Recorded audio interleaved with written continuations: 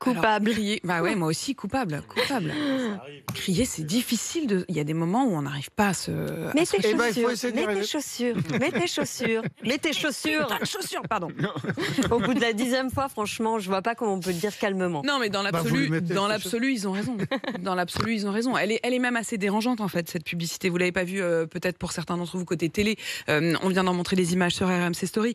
C'est vrai que c'est assez impressionnant. C'est un père qui s'adresse à son enfant, mais en fait, quand il voit que son enfant, en effet, finalement, est un adulte, il se dit qu'il ose moins crier, quoi. On ose crier parce qu'ils sont plus faibles que nous, quoi. Ouais, alors sur les cris, bon, moi je plaide coupable aussi. Après, le vrai débat, ce sont les coups. C'est les claques, les Bien fessées, sûr. etc. Et ça, à chaque fois qu'on a ce débat, j'entends toujours les mêmes réflexions de oui, quand j'étais jeune, j'ai pris des fessées, j'en suis pas mort, etc.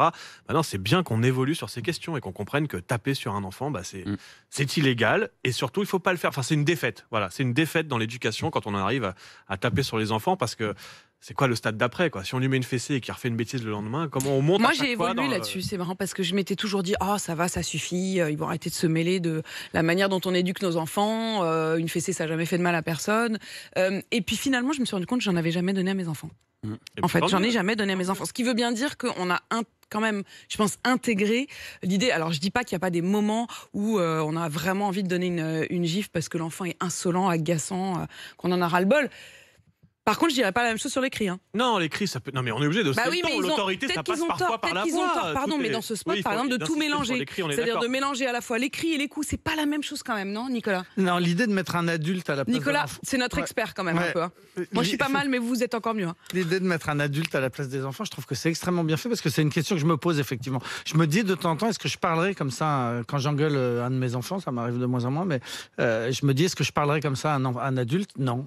Donc j'essaye de parler à mes enfants comme je parlerai à des adultes. Et vous? Moi, Victor j'étais Jolin effectivement, comme vous, assez partagé avant d'avoir ma fille, mais depuis que j'ai ma fille, mais jamais il ne viendrait à l'idée de lever la main sur elle. Pour moi, c'est même plus un débat. Les cris, tout dépend en fait. Il y a cri et cri. Il y a le cri violent et le cri un peu plus mesuré, un peu puis il plus y a le pédago. cri de fatigue, il y a le cri Voilà. d'épuisement, il y a le cri de j'en peux plus, en fait. J'en peux plus, j'y arrive plus, quoi. Oui, mais ça, il faut le dire à l'enfant. Il faut lui crier dessus en lui disant je crie parce que j'en peux plus. Enfin bon, Exactement. C'est pas mon problème, répond-il. Mais ça ne il faut lui m'intéresse pas, expliquer maman, que tu pourquoi sois on crie. fatiguée. C'est aussi, enfin bon, bref. Parlez à vos enfants, voilà. C'était